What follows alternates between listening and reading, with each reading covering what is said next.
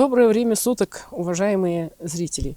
Сегодня мы с вами поговорим о такой интересной, всем знакомом понятии, как экология. Это слово последние годы, конечно, муссируется везде, и где надо, и где не надо. Но сегодня мы возьмем маленький кусочек этого понятия и поговорим об экологии нашей республики. Ну, всем прекрасно известно, что наша территория вот такая огромная, это 1/6 часть Российской Федерации, или еще лучше, 1/3 часть Европы, 1/3 Европы. Конечно, эта территория огромная, но нельзя думать, что здесь везде можно жить. К сожалению, особенность нашей республики состоит в том, что жить не везде можно на нашей территории, потому что суровые условия, природные, климатические, физико-географические, ландшафтные и так далее. Но, кроме того, особенностью нашей республики, наверное, можно назвать и распространение такого понятия, как многолетняя мерзлота. Да?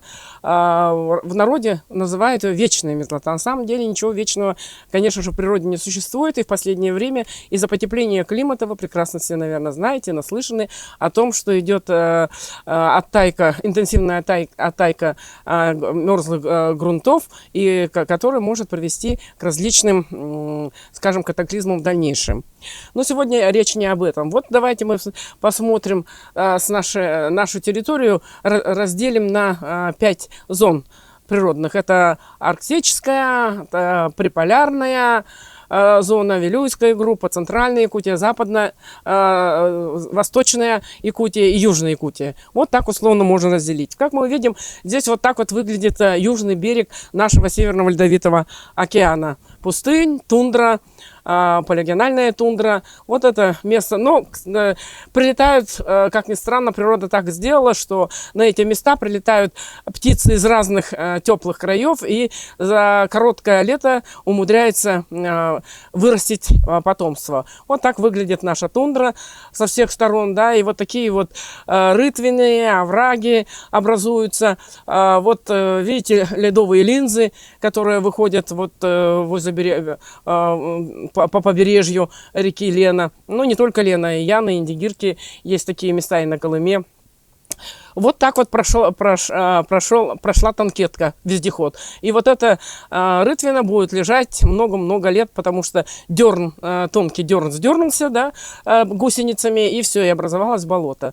Вот так бочки, которые за весь период осваивания Арктики накопило человечество везде, где, казалось бы, не должно быть, не касалась человеческая нога, не ступала, а вот такие вот за собой последствия оставили. Слава богу, сейчас есть большая программа Министерства обороны, как сказать, западную часть Арктики, в общем-то, они достаточно хорошо за последние годы убрали весь этот металлолом. Вот так вот выглядит тундра нашей, приполярная тундра, лесотундра с высоты птичьего полета. Если мы посмотрим на восток, то там совершенно другая ситуация. Там у нас горы, огромные горы, хребты и так далее. Здесь еще можно встретить и степные зоны между горами. Вот видите, происходит вот такое оттайка и обнажаются ледовые жилы. Вот это место с птичьего полета мозга, где должна была располагаться гидроэлектростанция, Адычанская гидроэлектростанция. Слава богу, что не успели построить, а то строительство этого сооружения на полюсе холода, это была бы высочайшая катастрофа экологическая в настоящее время. Вот такие обнажения. Это уже Центральная Якутия, самое, наверное, такое место, где можно жить, и красивые и березы и прочее. Но происходят вот такие разломы, овраги, а это вот наши тоже знаменитости, которые, в принципе, можно было раскатать, рассмотреть как туристические объекты. Это вот ходячие, так называемые ходячие пески, тукуланы, которые есть, в общем-то, только вот на нашей реке Лена и у реки Вилюй. Вот такие ледники, вот меандры рек. Ну и, конечно же, у нас есть краснокнижные растения и животные, которые вот внесены в Красную книгу и требуют особого ухода. Вот такие вот красивые. Ну вот все эта красота, конечно же, говорит о том, что у нас еще кроме этого, кроме красоты, есть еще полезные ископаемые. Да, и как выразился один мудрый человек, наше богатство природное – это наша беда, потому что начинается освоение природных ресурсов. Вот это мы видим трубка у Мирного, алмазодобывающая. Вот так вот выглядит тоже юбилейная трубка, где алмазы добывают. После добычи алмазов остаются вот такие лунные ландшафты. Ну и вот гидроэлектростанция Вилюйская, водохранилище тут и так далее. Тоже они внесли, наверное, достаточно большой вклад, чтобы изменился микроклимат тех мест. Ну и река. Вот если мы говорим по Алдану, тут вот видите огромные валуны и месторождения, где ведется разработка полезных ископаемых, именно золота. Да, в трех видах добывают золото у нас, горнорудным методом,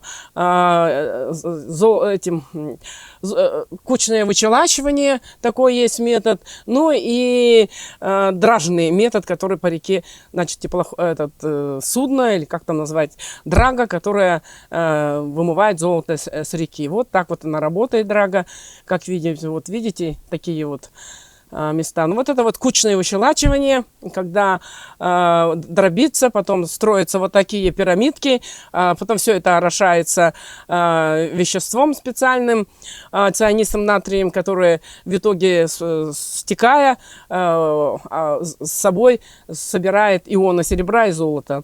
Вот. А это уголь, Нерюнгринский угольный бассейн, который разрабатывает огромные территории, да, поверхности. И всем он известен. Многие ездят туда на экскурсии, смотрят, как это вот может происходить. Да. Вот такие огромные там работают машины грузоподъемные, но они, конечно, в город не выезжают, они только там по территории угольного разреза путешествуют, так скажем, работают. Вот эта вот фотография сделана нами, когда во время практики, когда мы со студентами посещали вот угольный разрез. И вот там стоит единственный в России экскаватор, электрический электроэкскаватор. Их всего в мире два. Один где-то на Украине, там стоит в Донбассе, кстати сказать, и один у нас. Вот такой огромный ковш, видите, куда помещается большое количество людей. Вот. Ну и это ВСТО, ВСТО это Восточно-Сибирский Тихий океан, нефтепровод, который лежит, 2 раза пересекает реку Лена, вот, в 2 местах задевает, пересекает там около 200 речек различных мелких, и вот идет туда в сторону Владивостока. Вот таким образом происходит транспортирование нефти через нашу реку. Этот лежит на 2 местах, трубопровод на дне. И если, не дай бог, что-то случится, конечно, то там эта вся река, так сказать, 3000 километров Лены может и не быть. Поэтому надо очень аккуратно следить за состоянием этих труб, которые лежат на дне. Таких в бетонных кошельках, да, как они там называются. Ну и, конечно же, в будущем у нас планируется строительство каскада гидроэлектростанций Канкунской, да, на наших красивейших реках Томмот, Алдан, вот, где будет построен несколько гидроэлектростанций, планируется построить. Ну, естественно, такое строительство поведет за собой огромное изменение вот в экологическом состоянии именно этой местности. Да? Ну, изменение климата, само собой, территории залитые, исчезновение всего биотопа и так далее. Вот так вот она будет выглядеть, столько мест будет задействовано под эту гидроэлектростанцию. Ну и самое наше больное место – это свалки. Это свалки, санкционированные, несанкционированные свалки. У нас большая беда в городе Якутске. Наконец-то начал решаться этот вопрос, что наш полигон твердых коммунальных отходов будет закрыт. Вот. Но до этого будет построена мусороперегрузочная станция. и оттуда будет вывозиться уже спрессованный, ну, проведена еще дополнительная распределение мусора.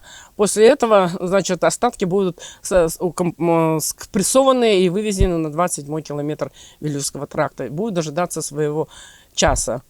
Вот так выглядят это все свалки, особенно в населенных пунктах тоже небольших, где вот некуда как бы девать мусор и так далее, загрязняется все территория. Понятно. Ну и в этом году мы четко почувствовали последствия лесных пожаров.